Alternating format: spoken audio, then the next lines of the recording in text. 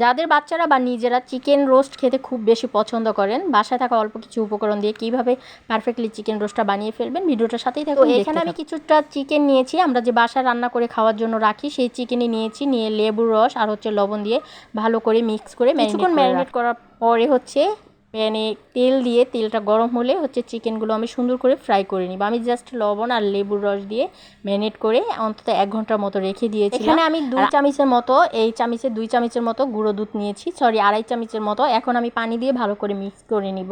যেহেতু আমার লিকুইড দুধটা এখন নাই, তাই আমি গুঁড়ো দুধ দিয়ে আজকে চিকেনটা রান্না করব, রোস্টটা রান্না করব। তো রোস্টের পিসগুলো একদম ছোট ছোট, দেখে অনেকে মনে করতে পারেন এত ছোট ছোট পিস, বাট না, এগুলো আমার বাসায় যখন আমার ইচ্ছে হয় তখন আমি রোস্ট বানিয়ে খেয়ে ফেলি ঝটপট। এই জন্য আমি রান্না করার যে চিকেনগুলো কেটে রাখি সেগুলো দিয়ে রোস্ট করে ফেলি। তো এভাবে রোস্টটা করলে খুব বেশি ঝামেলা মনে হয় না, তাই আমি এভাবেই রোস্টটা বেশিরভাগ করি। তো চিকেনগুলো খুব ভালো করে আমি ভেজে তুলে নিচ্ছি। এখন আমি রোস্টটা যে তেল দিয়ে ভেজেছি, তেলটা সুন্দর করে ছেঁকে তারপর সেই তেলটা দিয়ে রোস্টটা রান্না করব। তার মধ্যে দিয়ে দিলাম দারচিনি, তেজপাতা, এলাচ, পেঁয়াজ কুচি দিয়ে একটু ভেজে নিচ্ছি। ভেজে নেওয়ার পরে সামান্য একটু পানি দিয়ে তারপর দিয়ে দিব আদা রসুন বাটা। এখন দিয়ে দিব আদা রসুন বাটা, দেওয়ার পরে একটু পানি দিয়ে দিব যাতে মশলাটা পুড়ে না যায়। এখন দিয়ে দিলাম বাদাম বাটা, পেঁয়াজ বাটা, 2 চামচ পেঁয়াজ বাটা, পেঁয়াজ বাটাটা একটু বেশি দিলাম। তারপর দিয়ে দিলাম টমেটো সস। আর এখানে আমি টক দই ছিল না, এই জন্য দুধ আর লেবু দিয়ে টক দইটা বানিয়ে নিয়েছি। দিয়ে দিলাম রোস্টের যে মশলাটা, সেই মশলা আমি 1 প্যাকেট মশলা দিয়ে 2 বার রোস্ট করি। যেহেতু আমি বলছি বাসায় থাকা অল্প উপকরণ দিয়েই বানিয়ে দেখাবো। তো মশলাটা দেওয়ার পরে খুব ভালো করে আমি মশলাটা কষিয়ে নিচ্ছি। মশলা থেকে যখন তেলটা উপরে উঠে যাবে তখন বুঝতে হবে যে মশলাটা পারফেক্টলি একদম কষানো হয়ে গেছে। কালারটা কিন্তু ডিফারেন্টলি দেখতে পারবেন, চেঞ্জ হয়ে গিয়েছে। তো এখন কিন্তু একদম মশলাটা কষানো হয়ে গিয়েছে। এখন আমি চিকেনগুলো দিয়ে খুব ভালো করে নেড়ে চেড়ে আমি চিকেনটাও ভালো করে কষিয়ে নিচ্ছি। আমার যখনই মন চায় বা আমার বাচ্চার যখনই মন চায় চিকেন রোস্ট খেতে, আমরা কিন্তু তখনই করে ফেলতে পারি। এখানে কিন্তু খুব বেশি ঝামেলা করতে হয় না। দুধের মধ্যে সামান্য একটু চিনি দিয়ে দিলাম, এতে করে টেস্টটা অনেক ভালো আসবে। এখন খুব ভালো করে আমি চিকেনগুলো কষিয়ে নিচ্ছি। চিকেন কষাতে কষাতে দেখতে পাচ্ছেন তেলটা কিন্তু একদম উপরে উঠে গেছে। এখন যে দুধটা আমি আগে থেকে মিশিয়ে নিয়েছিলাম সেটা দিয়ে দিলাম। দেওয়ার পর একটু নাড়াচাড়া দিয়ে আমি এখন রোস্টটা রান্না করে নিব।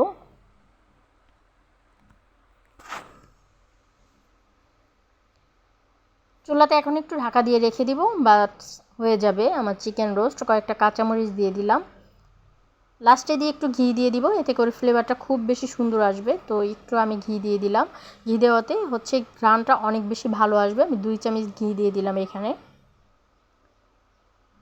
ঘি দেওয়ার পর একটু নাড়াচাড়া দিয়ে নামিয়ে নিব।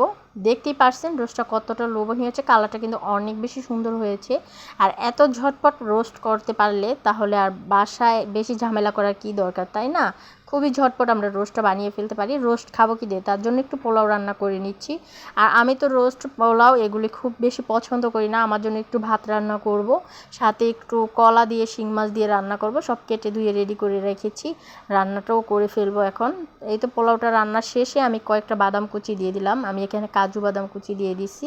এখানে একটু শিং মাছ আর কলা দিয়ে রান্না করে নিলাম। যেহেতু আমি কি দিয়ে খাবো, আমি রোস্ট পোলাও এগুলো খুব বেশি পছন্দ করি না, তো আমার জন্য একটু আমি কলা শিং মাছ দিয়ে রান্না করলাম। এই তো পোলাও, তারপরে এই যে। তো এখন আমার ছেলেকে দিয়ে দিচ্ছি খাবার।